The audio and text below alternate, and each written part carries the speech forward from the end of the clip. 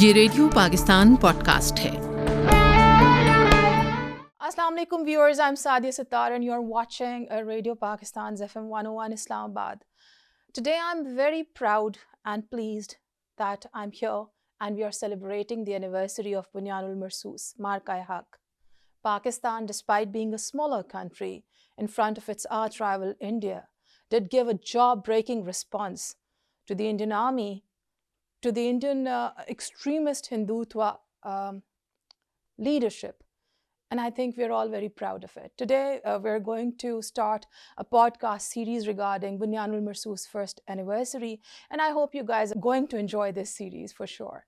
I'm very honored and pleased that we have with us our venerable former Brigadier, Brigadier Tipu with us. And you must be seeing him on television channels and podcasts.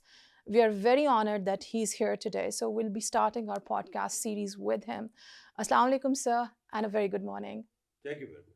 It's a pleasure to have you here, sir. Sir, talking about last year, May, after Pehalgam incident, without any investigation, India chose to attack Pakistan.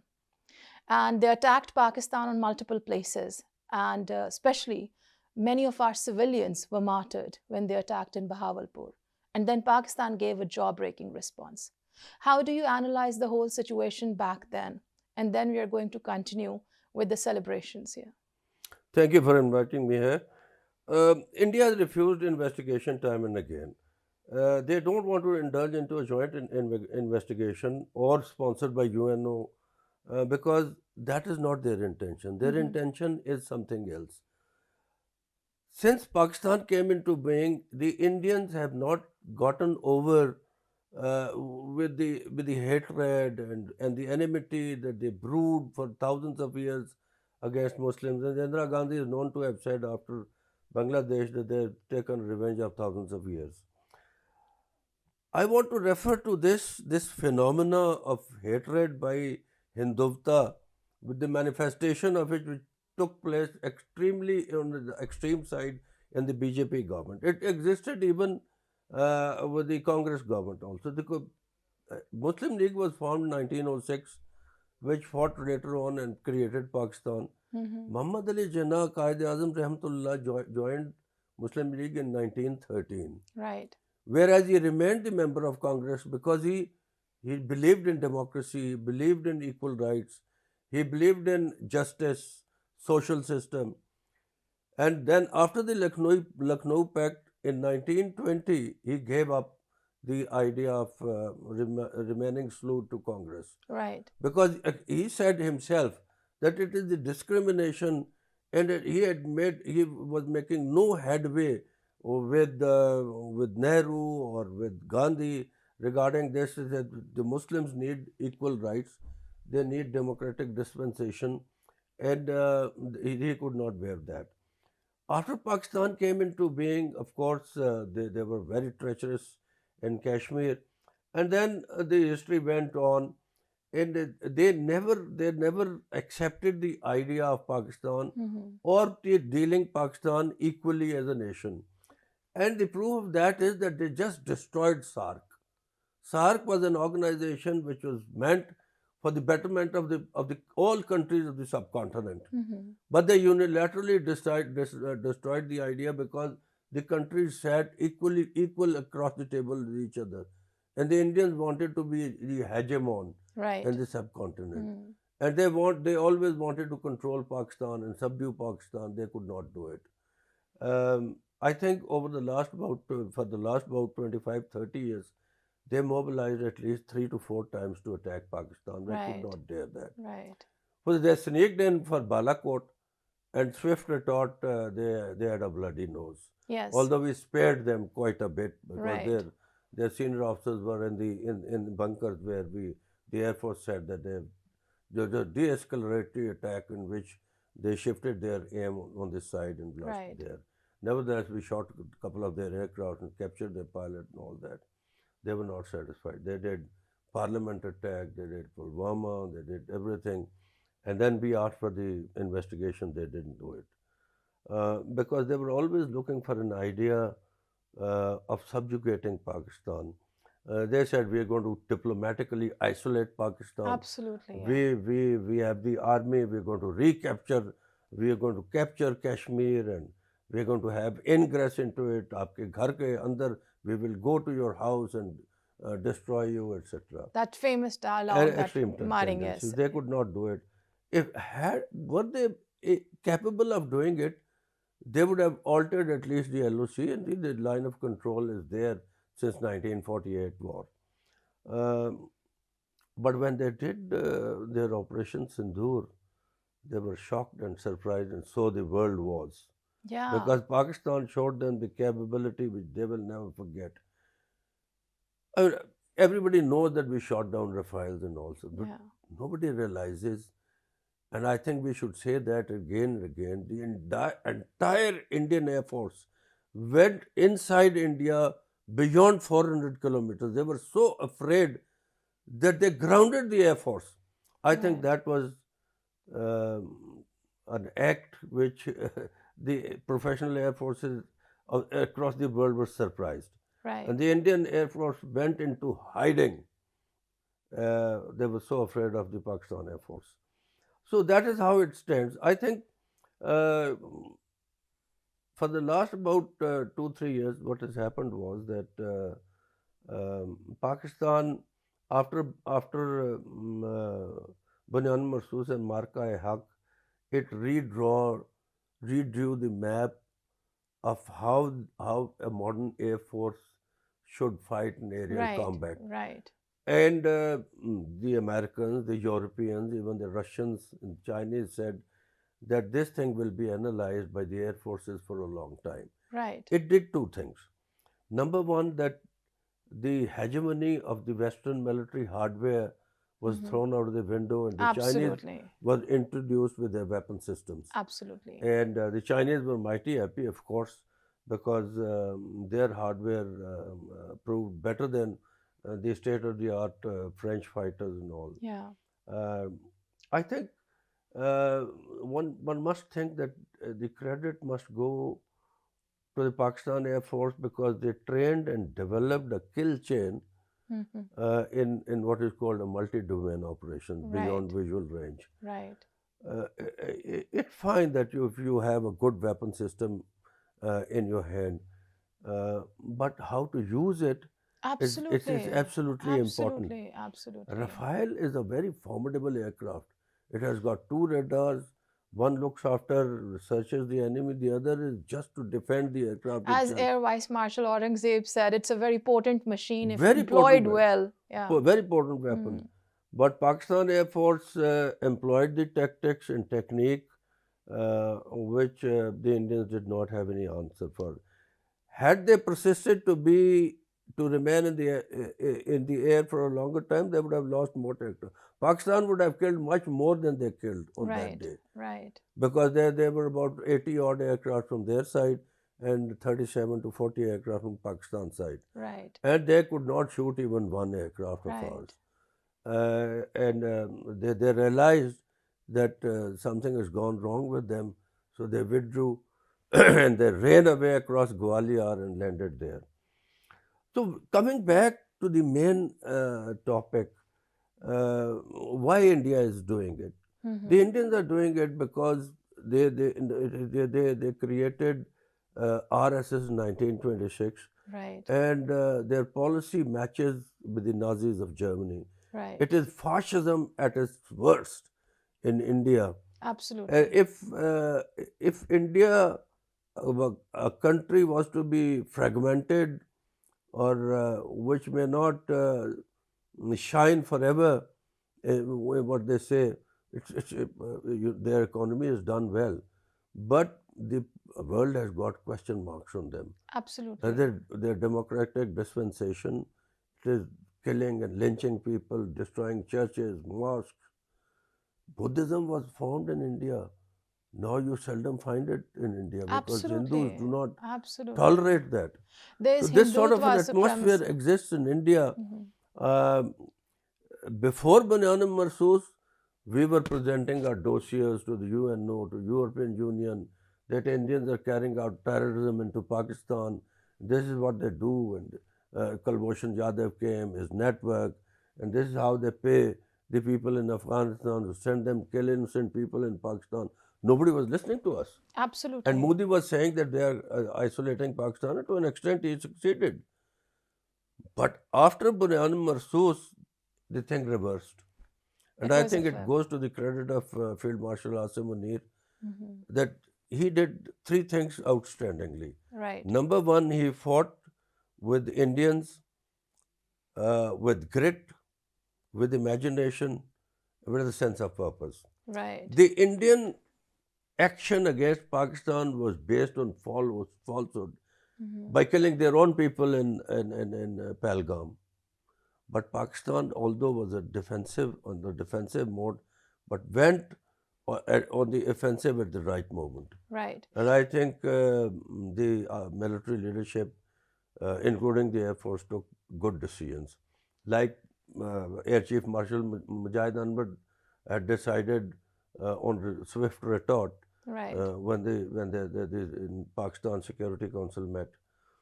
So the second thing that he did was that he has been trying to ask Afghanistan to stop the terrorist flow into Pakistan. Right. And they were not doing it. Right. And then we tried and all diplomatic efforts and all that. Yeah. So then he went into an attack across the Duran line. And the third thing is it's absolutely outstanding. That when the Iranians and the entire region was about to be destroyed by the madness of the Americans, and there was a deadline that we will destroy the civilization and all, how to interpret that? Yeah. That if you want to obliterate and destroy a civilization, what sort of a weapon are you looking for? Right. And people's thought went on to Hiroshima and Nagasaki and whatnot. Whether that would have happened or not is another question. But the world was afraid. Absolutely. And then came Pakistan. Absolutely. And at the right moment, they averted the war. They talked to both the parties. There was a ceasefire, and the parleys are still going on. Right. And I have reasons to believe that in all probability, the agreement is going to take place, and the Strait of Hormuz is going to be open, inshallah. Right. And so basically, it's been a very great conversation to get to know a lot about from the beginning how the RSS is formed, and of course talking about how India, since its Pakistan's inception, did not accept it, and then we had Sundarji Doctrine, where they wanted to disintegrate Pakistan. That was the main purpose of it, which they did, and then of course they didn't want Pakistan to be a nuclear power. But hats off to the regime throughout that they consistently continued with the nuclear program, and today we have excellent deterrence. But at this very point, when we are talking about Bunyanul Marsoos specifically, and then when you've mentioned about Field Marshal Syed Asim Munir Saab's three specific points very impeccably that you've mentioned, the first one, that giving a jaw-breaking response to India, and the second one, of course, going after the TTP terrorists there in Afghanistan, and of course the third one is the peacemaker thing. And the sad part, sir, is that with exception of a few very sane minds from India, the veterans and all, who've been consistently pointing fingers towards this extremist Hindutva regime, majority of the people, fell prey for Modi's thing that, or Jaishankar's very inappropriate, undiplomatic word that he chose for Pakistan, because Pakistan was trying to mediate. And this is such an important thing, that not only Pakistan's defense is invincible, that we were able and we are able to give a jaw-breaking response to an enemy like India, but simultaneously Field Marshal Saab managed to bring those warring parties on table after 47 long years. It's decades. So this is absolutely great. But sir, coming back to the anniversary thing, the nation responded along with the armed forces, and it was a united response to India's unprovoked aggression. You've talked about Air Force, of course, and we know that Pakistan Air Force did an impeccable job since beginning, and our pilots are trained way better.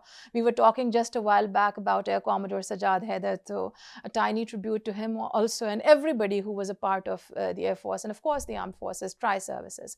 So my next question would be that when we are talking about this unprovoked aggression, and like you've rightly said, that the government there is highly influenced by RSS Hindutva supremacy, how do you see? Do you think India is going to try a misadventure again? And then when TTP went there, do you think they're planning to go for a two-front war, engaging us from western and eastern side both, like they're hands in glove at the moment with TTP?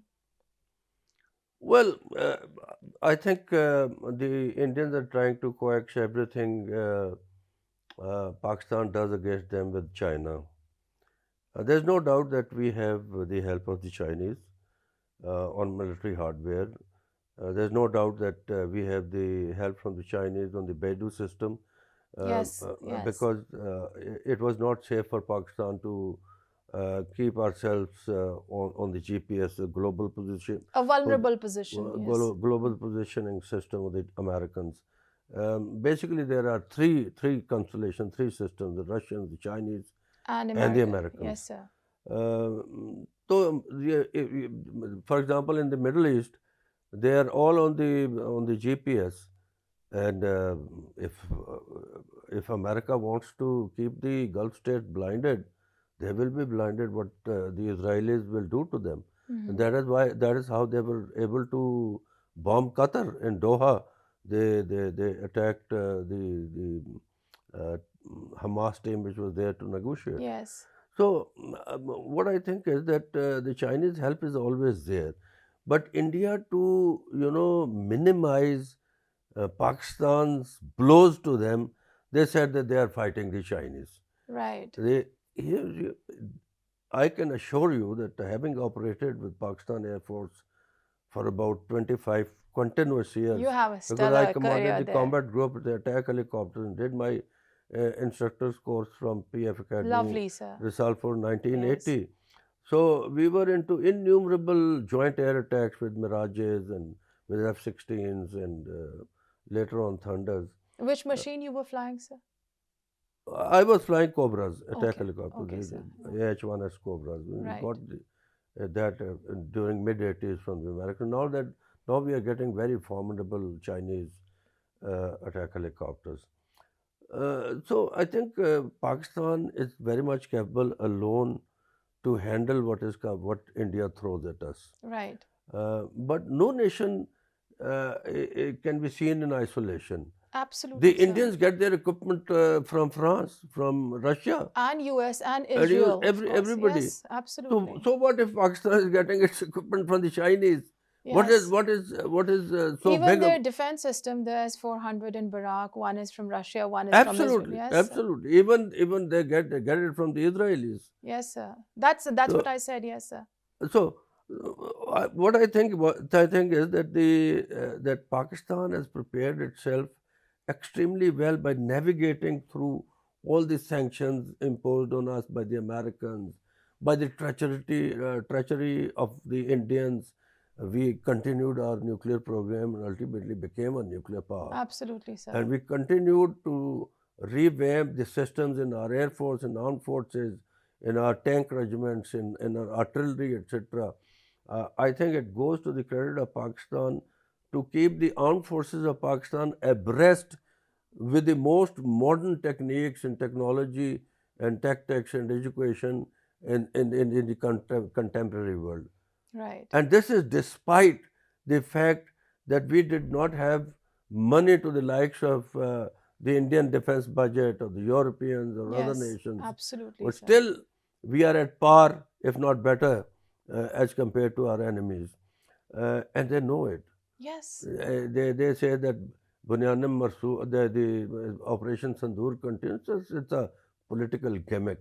Right. Although I do not rule out any stupidity that they might do again. Yes. But I think they are sitting there well and proper, and they know it, that they got the bloody nose, and they will again get it. And so, how do you comment on that? That whenever it's Pakistan giving them a jaw-breaking response, and they try to create an illusion with, of course, their soft power, the Bollywood movies and all, to create an illusion that it's not us it's Chinese. You have already mentioned that it's not the right thing. As again, I'd quote Air Vice Marshal Aurangzeb Saab, who says that Rafale is a very potent machine if employed well. So here we said it. So if it's a machine and not, but then again, they're trying to discredit Pakistan's resilience and Pakistan's jaw-breaking responses. That's one.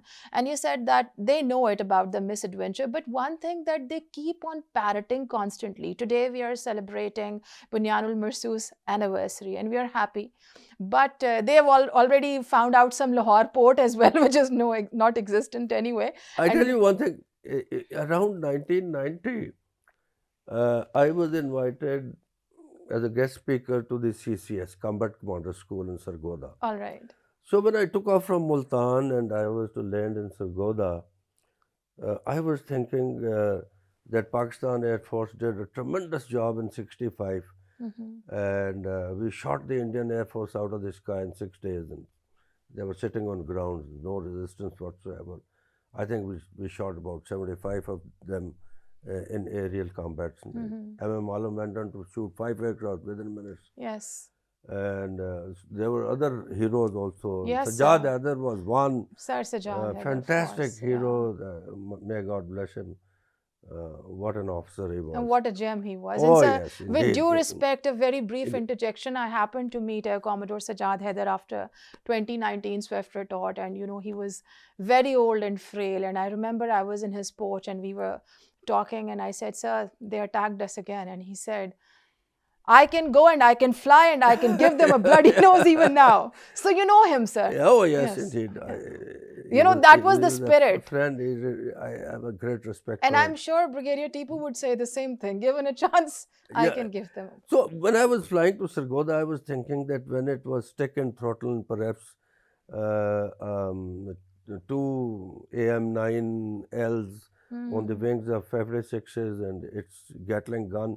So we shot out the Indians. Now it is a modern warfare. There are quite so many aircraft. Yes. So what would Pakistan Air Force be doing? But I tell you, when I went there, I was so satisfied. When I learned from them, when I interacted with them, and later on when I flew joint missions with them, I absolutely knew that the Indians are in trouble. Right. And I had absolute no doubt that when they came to Balakot, I was absolutely sure that they are going to get a lesson within days. And mind you, on the third day, replying them in such a manner in broad daylight, like the DGI ISPR at that time said that we will surprise you in broad daylight. We did. Yeah, you wait for it. Yeah. And we are so confident, Alhamdulillah, Rabbil Alameen. And I think the current Air Chief has done extremely well. He's the one who brought on J-10s into Pakistan Air Force. And he said that we have to now go beyond the F-16s and we have to go to a next fighter, next level. Absolutely. And he is going even further to the Gen 5 aircraft. So we don't take India's threats to us, and we can do our job well with them, and they know it. What Pakistan needs doing is internally to look after its economy and other conditions.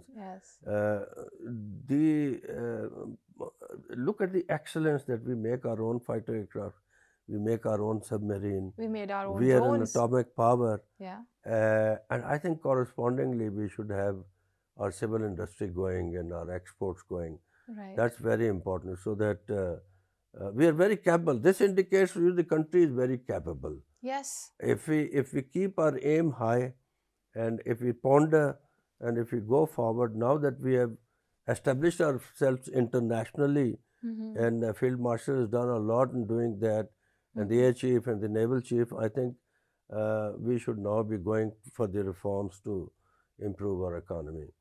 So getting back to Bunyanul Marsoos, even the Indian writers who are pragmatic writers, who analyze things, they recognize that Pakistan's profile were improved greatly after this Indian mistake I will not call it a mistake. I'll call it a strategic blunder. Blunder, yeah.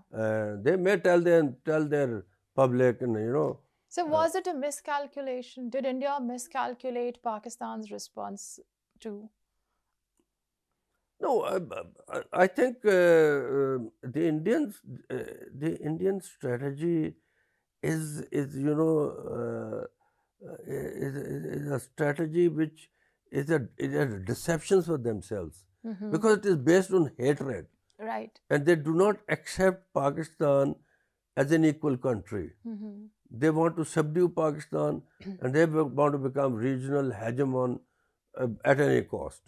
And they want to win elections by enmity with Pakistan. It is not that they can't think properly. Their armed forces at times have been telling their political leadership what is right and what is wrong. Right. But the political leadership have got incorrect.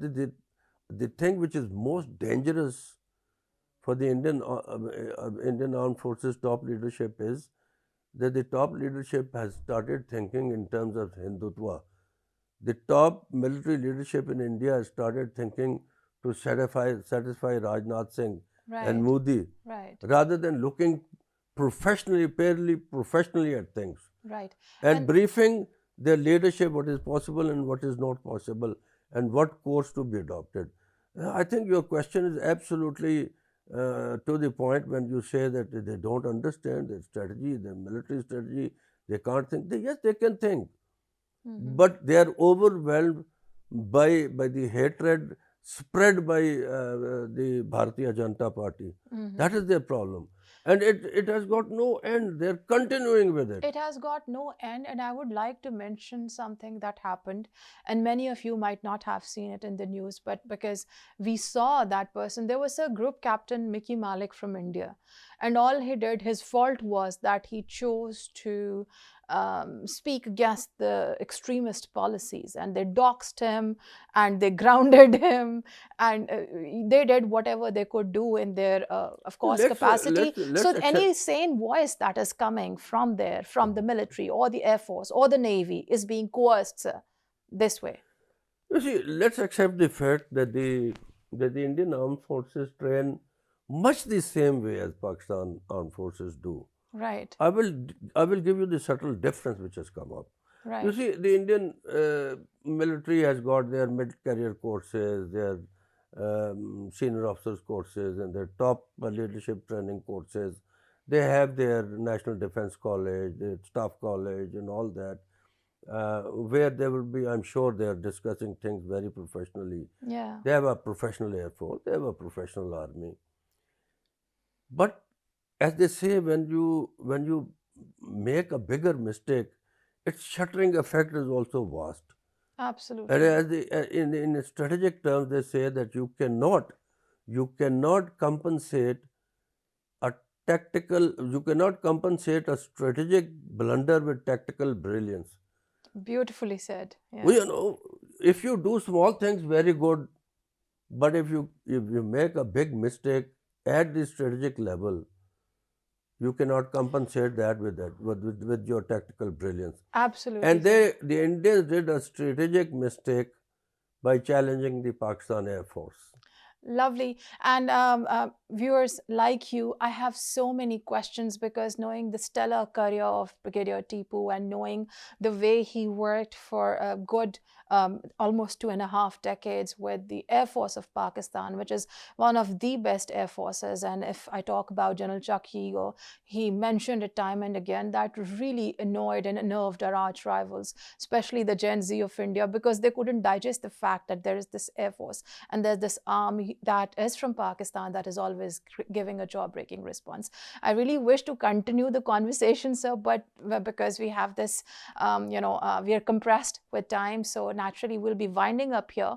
But I'll take your promise that you'll be here again with us. The last thing that I want to tell you is that Pakistan Armed Forces have evolved in a great fashion. We realized our mistakes, we corrected them, we appreciated the operating environments, we understood the environments much better than India, And that is where the Indians are at fault. If they leave their Hindutva and get back to their professionalism, they'll be more threatening to us as compared to what They are now. their policy on hatred, which is based on what the dictates of Rajnath Singh and Modi is. If they purely professionally analyze things and adopt that, they'll be much better off. Right. Thank you so much, sir. That I'd take as a concluding remark. And I think anybody who's watching us from India, especially the veterans, this is a professional armed personnel's, view. And I think it's very appropriate because that's how mature people deal, especially the people who have served in the army or the Air Force, that they're taking those ethos with them throughout their lives and careers. But right now, as we are celebrating Bunyanul Marsus, this is the first anniversary, we were able and we are capable enough to give a jaw-breaking response to anybody who's trying to have an evil eye on Pakistan. And that's a sentence that we've been repeating for a long time, but it's just not a sentence. It's a resolve, it's resilience, it's valor, it's unity, and it's a coordination between the tri-services of Pakistan. And of course, we are going to try our level best, and we are doing it, that we have to have a technological advancement, seeing whatever our rival is doing. In fact, India needs to reconsider if you keep on going with the arms race or if you want to have nice relations in the region. Rather than being a hegemon, maybe follow some policies like China, where you see there's this inclusivity. Maybe try and understand that you cannot just coerce 250 million people with a very strong armed force with a nuclear power. That's all from my side. I'm Sadia Sattar. Thank you so much for joining in. We'll be speaking to you again, and we'll be requesting Brigadier Tipu to join us again as well. Thank you very much, sir. Have a great day. Pakistan Zindabad. Pak Fauj Zindabad. Pakistan Zindabad.